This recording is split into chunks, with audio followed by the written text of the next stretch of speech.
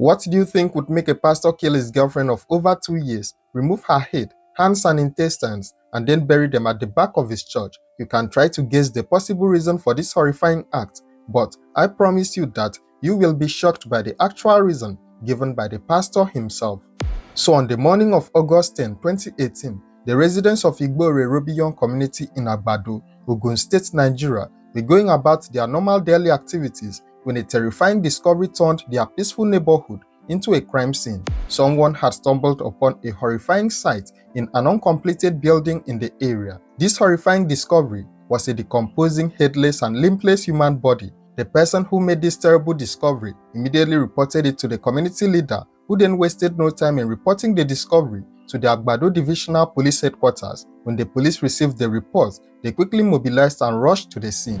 The officers arrived at the uncompleted building and found exactly what had been reported: a badly decomposing body that was missing its head, both hands, and internal organs. The police immediately secured the area and began their investigation. The body was evacuated from the uncompleted building with the help of the vigilante group of Nigeria in the area.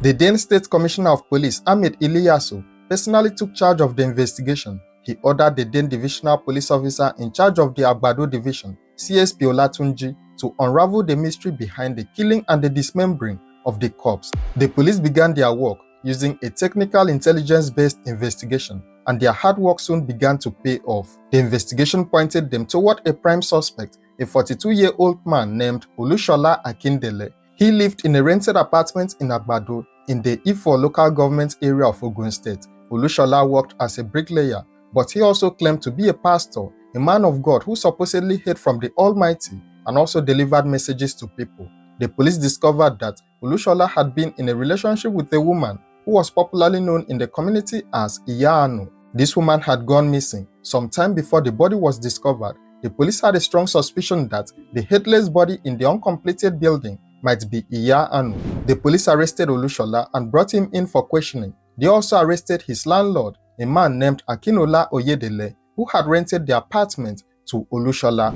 During the interrogation, something remarkable happened. Olushola did not deny what he had done. Instead, he confessed to the entire crime and provided chilling details. According to Olushola's confession, Iyanu was indeed his lover, and they had been together in a relationship for over 2 years. She was a woman who sold alcoholic drinks for a living, and she had been asking Olushola to help her with 10,000 naira for her business. On the day of the murder, Olushola had invited Iyanu to visit him at his rented apartment, just as she had done many times before. She came to see him, not knowing that this visit would be her very last on earth. When she arrived, they had intercourse, and after they finished making love, Iyanu relaxed and dozed off, probably feeling safe and comfortable in the home of the man she loved. But while Iyanu was resting, completely unaware of any danger, Olushola, on the other hand, was preparing to commit a very terrible act. He quietly brought out a piece of wood that was shaped like a pestle. It looked like the kind of heavy wooden tool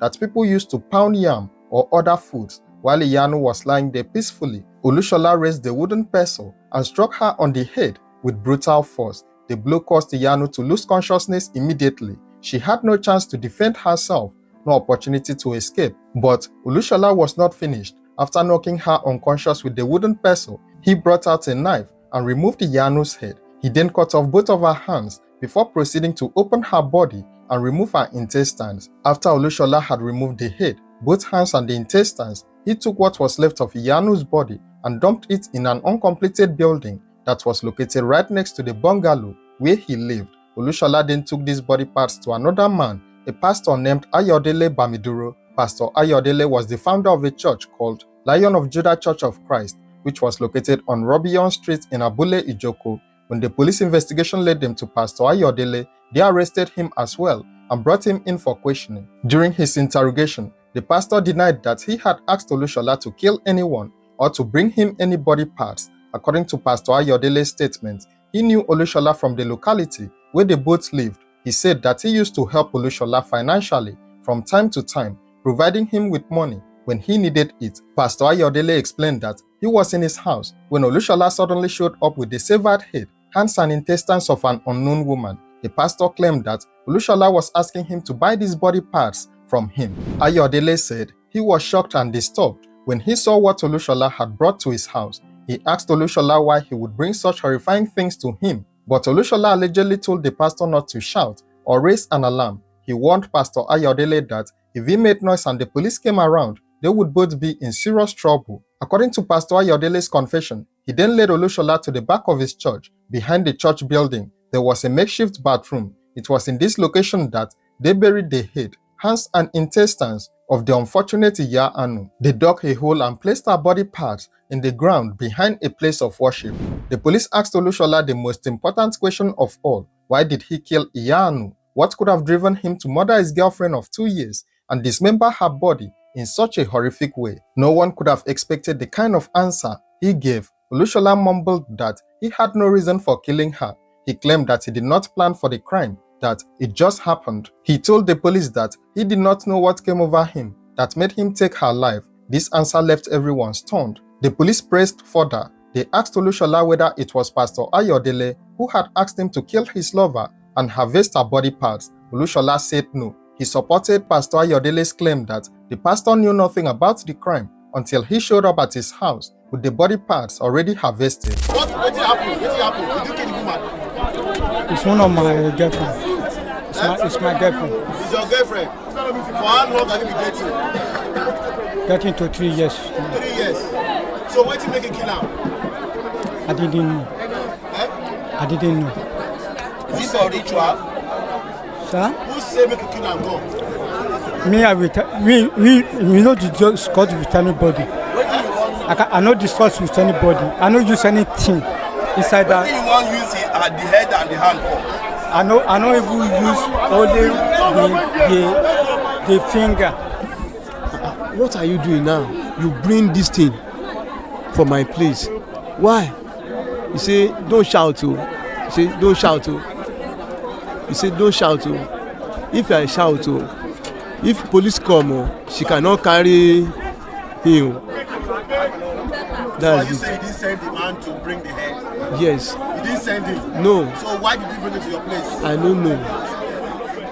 Is that your first time of receiving search? Probably you have been dealing. No. Me ò ṣe rí. So where do you pastor? What's the church? My church is What is the name of your church? Lion of Judah. After getting confessions from both suspects, the police asked them to lead officers to the location where the missing body parts were buried. The suspects took the police to the back of Pastor Ayodele's church to the area behind the makeshift bathroom. There, the police began the process of exhuming the buried remains. The head, hands, and intestines of Iya Anu were recovered from where they had been buried, behind the church. This afforded Iya Anu the chance to be given a proper and complete burial. Recall that the landlord was also arrested during this investigation. However, it was not clear why he was taken into custody, since neither of the main suspects made any mention of him playing any role in the crime. He was probably brought in for questioning as part of routine police procedure, since the crime had occurred on his property. The then Commissioner of Police, Ahmed Iliyasu, described the crime as conspiracy, murder, and ritualism. Many people in the community began to speculate about the real motive behind this horrific act. Some people claimed that Pastor Ayodele had wanted the body parts from Olushola so that he could bury them in his church as a form of ritual. There is a belief in some quarters that burying human remains in or around a church can attract members and also bring prosperity to the ministry through spiritual means. Others pointed out that Olushola's claim that he killed Iya Anu for no reason was clearly a lie. The fact that he offered to sell the body parts to Pastor Ayodele strongly suggests that money was his motivation. If he truly killed her for no reason, why would he carefully harvest specific body parts and then take them to someone to buy? The dismemberment was deliberate and purposeful, indicating that he had planned to profit from the murder. The Commissioner of Police made a strong statement to the public. He vowed that the suspects would be prosecuted to the full extent of the law. He emphasized that such brutal crimes would not be tolerated in Ogun State and that justice would be served for the unfortunate Iya Anu. After the completion of the investigation, the suspects were to be arraigned in court to face charges of conspiracy, murder, and ritualism. Given the brutal nature of the crime and the clear evidence against him, Olushola Akindele most likely received the death sentence. In Nigeria, premeditated murder, especially one involving such brutality and dismemberment, often results in capital punishment. What do you think should be the punishment for people who commit such heinous crimes? Do you believe Olushola's claim that he had no reason for killing Iya Anu Or do you think he was lying? And what about Pastor Ayodele? Should he receive the same punishment as the killer? Share your thoughts in the comments below. And don't forget to like, share, and subscribe to this channel for more true crime stories.